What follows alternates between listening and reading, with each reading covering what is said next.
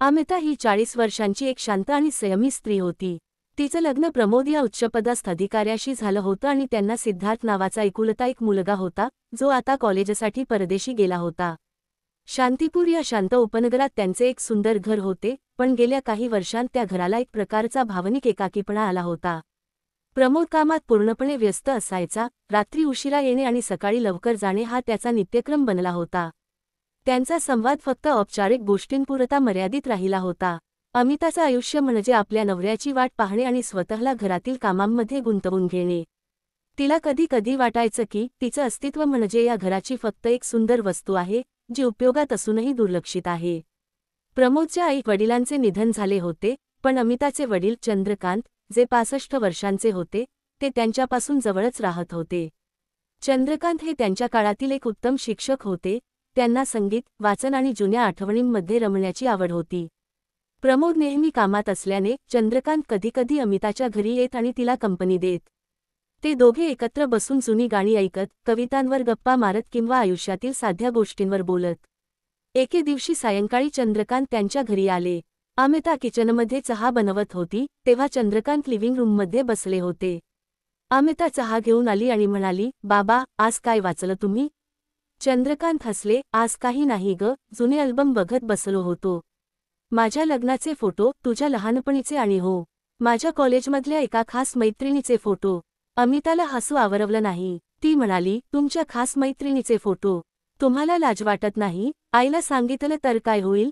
चंद्रकांत गंभीर झाले, "तुझी आई आता या जगात नाही, पण तुला एक गोष्ट सांगतो. ती मैत्रीण माझ्या आयुष्याचा एक महत्त्वाचा भाग होती. तिच्याशी माझी नात्याची वीण खूप वेगळी होती. काही नाती शब्दांनी बांधलेली नसतात, ती फक्त भावनांनी जपायची असतात." अमिताला हे बोलणे खूप खोल वाटले. तिच्या आणि प्रमोदच्या नात्यात हरवलेली ती भावनिक जवळीक तिला आठवली. काही दिवसांनी चंद्रकांतना थोडे बरं वाटत नसल्यामुळे ते काही दिवस अमिताच्या घरीच राहायला आले. प्रमोद नेहमीप्रमाणे कामात असायचा, त्यामुळे अमिता आणि चंद्रकांत यांच्यात अधिक वेळ एकत्र घालवला जाऊ लागला. रात्री अमिता चंद्रकांतसाठी जेवण बनवताना त्यांच्याशी बोलत बसायची. त्यांच्या गप्पांमध्ये जुन्या कविता, निसर्गाचे सौंदर्य आणि मानवी भावनांचा स्पर्श असायचा. एके रात्री जेवणानंतर चंद्रकांत अमिताला म्हणाले, "अमिता, तुझं घर इतकं सुंदर आहे, पण मला इथे शांतता जास्त जाणवते, आनंद कमी." अमिताला हे ऐकून खूप वाईट वाटले, पण ती शांत राहिली. चंद्रकांत पुढे म्हणाले, "मी बघतो, प्रमोद खूप चांगला माणूस आहे, पण तो तुला वेळ देऊ शकत नाही. माणसाला पैशापेक्षा भावनिक आधाराची जास्त गरज असते. मी तुला एक गोष्ट सांगू, माझं आयुष्य मी पूर्ण जगलो, पण काही इच्छा अजूनही अपूर्ण आहेत." अमिताने विचारले, "कोणत्या इच्छा, बाबा?" चंद्रकांत तिच्याकडे हळूवार नजरेने पाहत म्हणाले, "मला एका अशा नात्याची भूक आहे, जिथे मी माझ्या भावना मोकळेपणाने व्यक्त करू शकेन. मला माझ्या आयुष्यातील काही अनुभव पुन्हा एकदा जगायचे आहेत, खास करून, जो सुंदर अनुभव मला तुझ्या आईने दिला होता, तो पुन्हा अनुभवायचा आहे. मला माहिती आहे, मी तुझं काय लागतो, पण कधी कधी नातं नावाने नाही, तर गरजेनुसार ठरतं." अमिता थोडी गोंधळली, पण तिला त्यांच्या बोलण्यात खरी भावनिक तडफड जाणवली. तिलाही प्रमोदच्या अनुपस्थितीत एक भावनिक आधार हवा होता. तिने ठरवलं की ती या शांत आणि प्रेमळ व्यक्तीला भावनिक आधार देईल.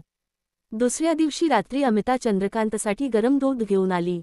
चंद्रकांत बेडवर बसले होते. अमिताने त्यांच्या बाजूला बसून दूध दिले. दोघांमध्ये खूप शांतता होती. चंद्रकांतनी अमिताचा हात हातात घेतला आणि हळूच म्हणाले, "तू खूप चांगली सून आहेस ग. मला तुझ्यासारखी मुलगी मिळाली, याचा आनंद आहे." अमिता म्हणाली, "बाबा, मी तुमची मुलगीच आहे. तुम्ही मला हवं ते सांगा." चंद्रकांतनी तिच्या डोळ्यांत पाहिले आणि म्हणाले, "मला परत जगायचं आहे अमिता. मला तुझ्या आयुष्यातील आनंद आणि उत्साह परत अनुभवायचा आहे." अमिताला त्यांच्या भावनांची तीव्रता जाणवली. तिला स्वतःलाही या घरात जिवंत असल्याची भावना हवी होती. प्रमोदच्या कामामुळे हरवलेली जवळीक तिला परत मिळवायची होती. अमिता हळूच म्हणाली, "ठीक आहे, बाबा. मी तुम्हाला तुमच्या इच्छा पूर्ण करायला मदत करेन." नाती कोणतीही असोत, त्यांना भावनिक आधार महत्त्वाचा असतो. तुमचा आधार आणि माझं स्वातंत्र्य. आपण दोघेही एकमेकांना समजून घेऊ. खरंच मला खूप तहान लागली आहे, कृपया मला जवळ घ्या. मग आम्ही दोघांनी जमिनीवर गादी टाकली. मी त्यांना जवळ घेतलं आणि आम्ही एकमेकांना पापी देऊ लागलो. हा माझा खूप दिवसानंतरचा अनुभव होता, त्यामुळे मला खूप छान वाटत होतं. काही वेळ पापी घेतल्यानंतर मी अमिताला गादीवर झोपवलं आणि तिचे व्यक्तिमत्व मोकळी केली आणि मीही मोकळा झालो. माझी भावना पाहून अमिता आश्चर्यचकित झाली.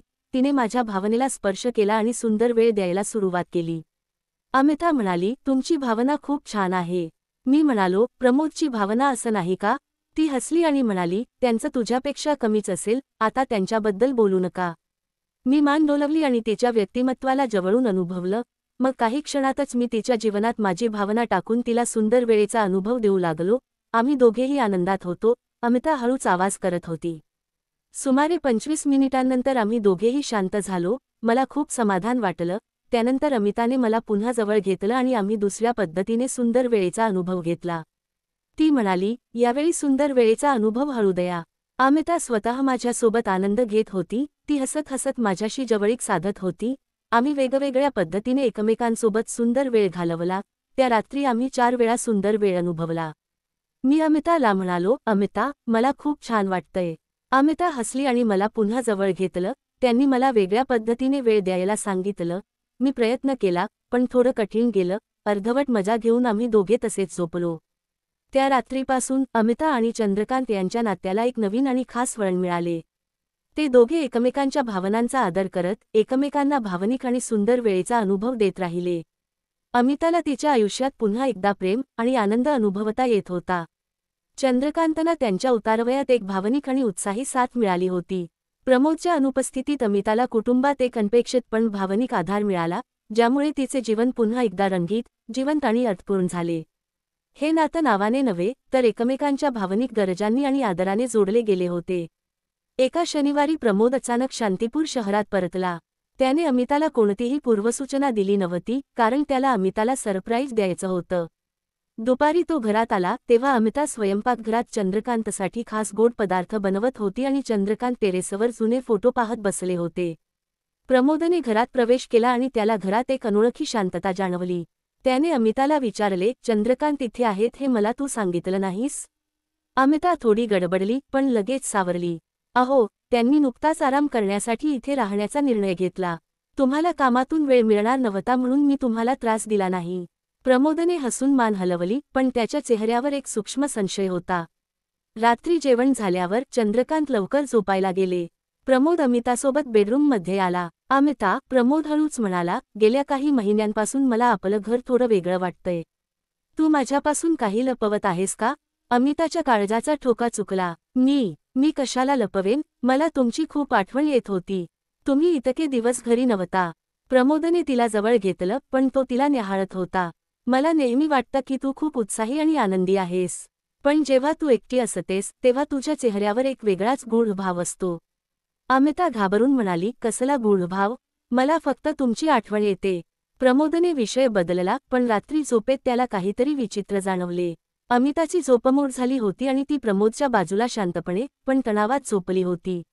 दुसऱ्या दिवशी सकाळी प्रमोद नेहमीप्रमाणे त्याच्या कामाच्या तयारीला लागला. त्याला त्याच्या जुन्या डेस्कटॉपवर काही महत्त्वाच्या फाईल्स बघायच्या होत्या. डेस्कटॉप सुरू केल्यावर त्याला एक नवीन एन्क्रिप्टेड फोल्डर दिसले, ज्याला AC असं नाव दिलं होतं. प्रमोदला लगेच अमिताचं आणि चंद्रकांतचं नातं आठवलं. त्याने मनात विचार केला, अमिता आणि चंद्रकांत यांच्यात काहीतरी चाललंय का? हे गोपनीय फोल्डर कशासाठी? त्याने खूप प्रयत्न केले, पण फोल्डरचा पासवर्ड त्याला मिळाला नाही. प्रमोदने अमिताला विचारले, अमिता, माझ्या कॉम्प्युटरवर AC नावाचं एक फोल्डर आहे, त्याचा पासवर्ड काय आहे? अमिता भांडी घासत होती. ती अचानक थांबली आणि तिच्या चेहऱ्यावर भीती आणि क्रोधाचे भाव उमटले. तुम्ही माझ्या खासगी गोष्टींमध्ये डोकावून पाहताय? ते माझं नवीन कवितांचं फोल्डर आहे. तुम्ही माझ्यावर विश्वास ठेवणार नाही? प्रमोद शांतपणे म्हणाला, विश्वास आहे, पण AC म्हणजे अमिता आणि चंद्रकांत असू शकतं आणि कवितांसाठी एन्क्रिप्शनची गरज नसते. अमिताने रागाने पासवर्ड सांगितला. प्रमोदने फोल्डर उघडले. त्यात अनेक फोटो आणि डायरीचे स्कॅन केलेले पेजेस होते. ते सर्व अमिताच्या शाळेच्या आणि कॉलेजच्या दिवसांतील होते. फोटोमध्ये अमिता एक सुंदर तरुणी म्हणून दिसत होती, तर डायरीमध्ये तिने तिच्या जुन्या मैत्रिणी आणि एका शिक्षकाबद्दल लिहिले होते. प्रमोदला काहीच समजले नाही, पण त्याला जाणवले की अमिताने त्याला दुसऱ्याच एका रहस्यमय गोष्टीपासून दूर ठेवण्यासाठी हे फोल्डर बनवले आहे. त्याने फोल्डर बंद केले, पण त्याच्या मनात एक नवीन सस्पेन्स जन्मला. अमिता आणि चंद्रकांत यांच्यातील संबंधाचे खरे रहस्य AC फोल्डरमध्ये नाहीये, मग ते कुठे आहे? प्रमोदने काही दिवस शांत राहून निरीक्षण करायचे ठरवले. तो कामावर जाण्याचे नाटक करून घरातच एका गुप्त ठिकाणी लपून बसला. एका दुपारी प्रमोद लपून बसला असताना अमिता आणि चंद्रकांत लिव्हिंग रूममध्ये बसले होते. चंद्रकांत म्हणाले, अमिता, प्रमोदला संशय आला आहे, मला वाटतं मी गावी परत जावं. अमिता शांतपणे म्हणाली, बाबा, तुम्ही कशाला घाबरताय? आपण काहीही चुकीचं केलं नाहीये. आपलं नातं पवित्र आहे. प्रमोदला धक्का बसला. पवित्र नातं म्हणजे खरंच काहीतरी आहे. चंद्रकांत पुढे म्हणाले, मी घाबरत नाहीये, पण माझा भूतकाळ मला त्रास देतोय. तो माणूस लवकरच इथे येईल. तो आपल्याला अडचणीत आणू शकतो. अमिताने दचकून विचारले, कोण? तुम्ही बोलताय ते खरं आहे का? चंद्रकांत गंभीर झाले, होय. तो माणूस जो तुमच्या दोघांच्या लग्नाच्या वेळी माझ्या आणि तुझ्या आईच्या आयुष्यातून अचानक गायब झाला होता. तो आता परत येणार आहे. आणि त्याला या घरातील सगळ्या रहस्यांबद्दल माहिती आहे. चंद्रकांतच्या या बोलण्याने अमिताच्या चेहऱ्यावर भीती आणि आश्चर्य उमटले. प्रमोद स्तब्ध झाला. त्याच्या मनात गोंधळ सुरू झाला. तो माणूस कोण आहे? चंद्रकांतच्या भूतकाळाचा आणि त्यांच्या नात्याचा काय संबंध आहे? या रहस्यांचा अमिता आणि प्रमोदच्या लग्नाशी काय संबंध आहे? प्रमोदला जाणवलं की तो ज्या गोष्टीचा संशय घेत होता, अमिता आणि चंद्रकांत यांचे नातं, ते फक्त एका मोठ्या आणि भयानक कौटुंबिक गूढतेचा एक छोटासा भाग आहे. त्याने ठरवलं की तो आता या तिसऱ्या माणसाला शोधून काढेल, जो त्यांच्या शांत कुटुंबात वादळ आणू शकत होता आणि त्याच्या पत्नीचे खरे रहस्य उघड करेल. प्रमोदने घरात शांत आणि सामान्य वागण्याचे नाटक सुरूच ठेवले, पण आतून त्याने त्या तिसऱ्या माणसाचा शोध घेण्याचा निश्चय केला. त्याने सर्वात आधी चंद्रकांतच्या जुन्या गोष्टी तपासल्या. चंद्रकांतचे सामान तपासताना त्याला त्यांच्या सामानामध्ये एक जुने, जाडजूड डायरीचे पान आणि एक फाटलेले छायाचित्र सापडले. छायाचित्रात चंद्रकांत आणि अमिताची आई तरुणपणी एका अनोळखी व्यक्तीसोबत दिसत होते, पण त्या व्यक्तीचा चेहरा फाटलेल्या तुकड्यामुळे अस्पष्ट होता. डायरीच्या पानावर फक्त काही सांकेतिक शब्द लिहिलेले होते. 22 मार्च 2005 कोल्हापूर भेट. तो परत येत आहे. स. पा. अंतिम सत्य. प्रमोदच्या डोक्यात गोंधळ वाढला. स. पा. म्हणजे काय? कोल्हापूर भेट म्हणजे काय? प्रमोदला आठवले, अमिता आणि त्याचे लग्न 2005 मध्ये झाले नव्हते, ते 5 वर्षांपूर्वी झाले होते, म्हणजे सुमारे 2020 मध्ये. 2005 मध्ये अमिता कॉलेजमध्ये असेल. त्याने लगेच अमिताचे जुने कॉलेजचे अल्बम तपासले. त्याला कोल्हापूरच्या एका इंजिनिअरिंग कॉलेजचा अल्बम सापडला. त्या अल्बममध्ये अमिताचे फोटो होते आणि त्यात तिचा एक जवळचा मित्र वारंवार दिसत होता. त्याचे नाव होते सुनील पाटील. प्रमोदच्या मनात अचानक भीतीची लहर पसरली. स. पा. म्हणजे सुनील पाटील. त्याने अमिताच्या जुन्या मित्रांच्या यादीतील सुनील पाटीलचा नंबर शोधला आणि त्याला एक साधा मेसेज पाठवला. मी अमिताचा जुना मित्र बोलतोय, आपल्याला एका महत्त्वाच्या कामासाठी भेटायचं आहे. त्याच रात्री प्रमोदने चंद्रकांतना थेट विचारले, चंद्रकांत, मला सुनील पाटीलबद्दल माहिती आहे. 2005 मध्ये कोल्हापूरमध्ये काय झाले होते? आणि त्याचा अमिता आणि माझ्या लग्नाशी काय संबंध आहे? चंद्रकांतच्या चेहऱ्याचा रंग उडाला. ते थथरू लागले. अमिता धावत तिथे आली आणि म्हणाली, प्रमोद, तुम्ही काय बोलताय? सुनील तर माझा साधा कॉलेजचा मित्र होता. प्रमोदने डायरीचे पान आणि फाटलेले छायाचित्र त्यांच्यासमोर ठेवले.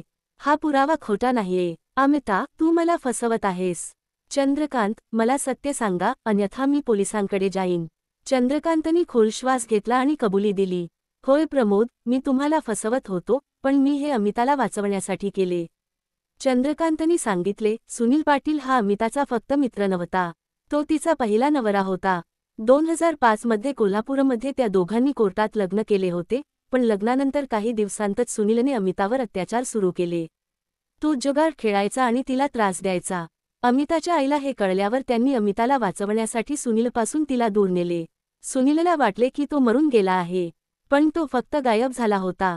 अमिताच्या आईने मला वचन दिले होते की ती हे रहस्य कोणालाही सांगणार नाही.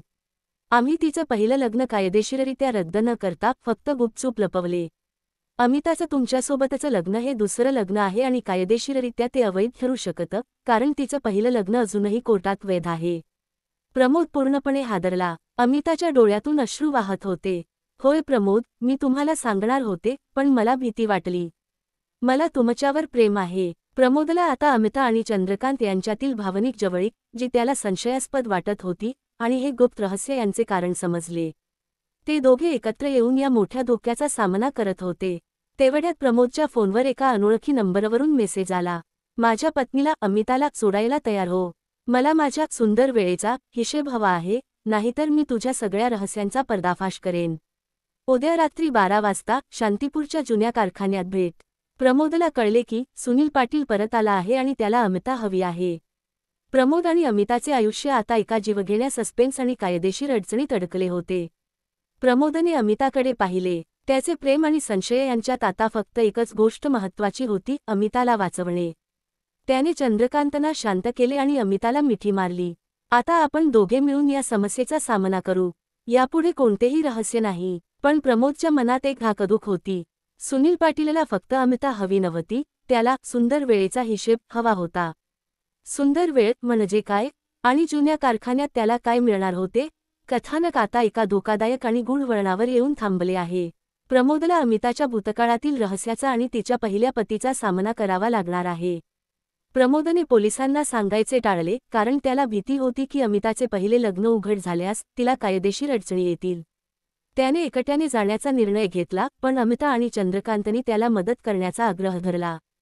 प्रमोदने रात्री सकाळचे 11:30 वाजता शांतीपूरच्या जुन्या, बंद पडलेल्या सत्यम फॅक्टरीकडे प्रवास सुरू केला. त्याने आपल्या जॅकेटमध्ये एक रेकॉर्डिंग डिव्हाइस आणि आत्मसंरक्षणासाठी एक मोठी बॅटरी टॉर्च ठेवली होती. प्रमोद कारखान्याच्या आत गेला. सगळीकडे शांतता आणि धूळ होती. मध्यभागी एक जुनी लाकडी खुर्ची आणि एक टेबलावर 2 ग्लास ठेवलेले होते. आलो मी, सुनील पाटील. प्रमोदने आवाज दिला. काळोखातून हसण्याचा आवाज आला आणि सुनील पाटील बाहेर आला. तो पूर्वीपेक्षा जास्त निर्दयी आणि क्रूर दिसत होता. माझ्या पत्नीला परत घेऊन जायला आला आहेस? किती मूर्खपणा, सुनील उपहासाने म्हणाला. अमिता माझी पत्नी आहे आणि तू तिला कधीही त्रास देऊ शकणार नाहीस, प्रमोद म्हणाला.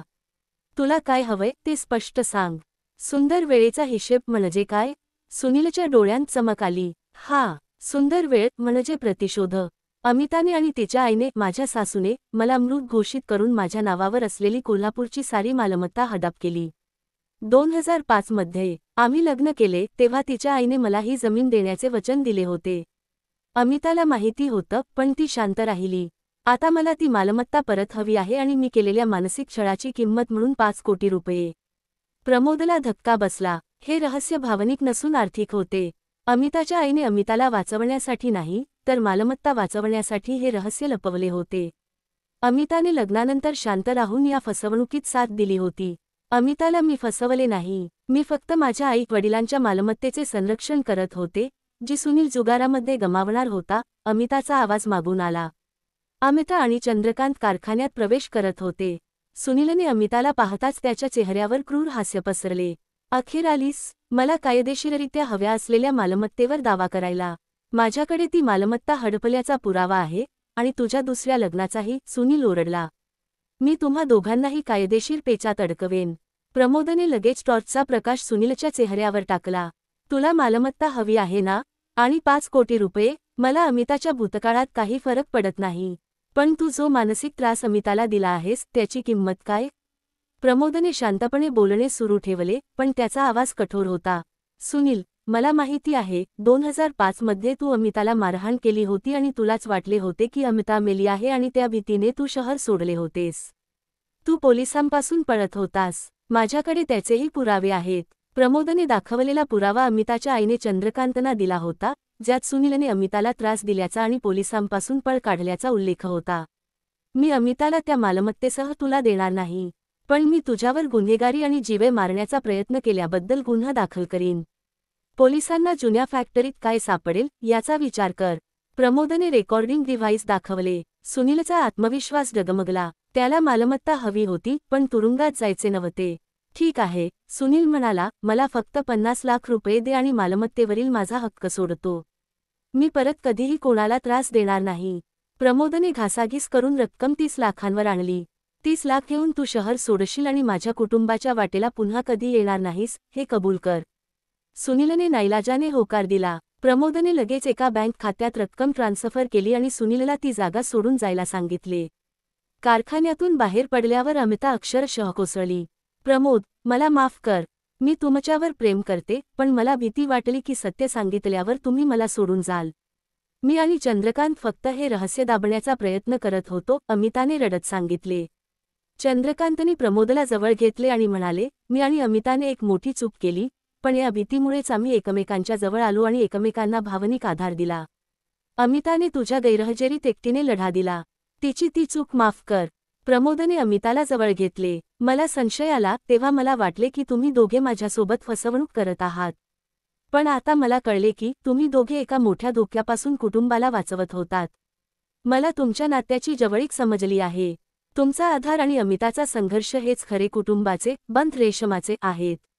प्रमोद, अमिता आणि चंद्रकांत यांनी त्या रात्री एकमेकांना आधार दिला आणि भविष्यात कोणतेही रहस्य न ठेवण्याचे वचन दिले. प्रमोदने आपल्या कामातून थोडा ब्रेक घेतला आणि कुटुंबासोबत अधिक वेळ घालवण्याचा निर्णय घेतला. अमितालाही आता तिच्या भूतकाळातील भीतीतून आणि रहस्यातून मुक्ती मिळाली होती. चंद्रकांतनाही कुटुंबात सन्मानाने स्थान मिळाले. अमिता, प्रमोद आणि चंद्रकांत या तिघांच्या आयुष्यातील गूढता, सस्पेन्स आणि भावनिक संघर्ष यातून त्यांच्या नात्याला एक नवीन, घट्ट आणि पारदर्शक वळण मिळाले. नात्यातील सत्य आणि स्वीकार यामुळे त्यांचे कौटुंबिक बंधन अधिक मजबूत झाले.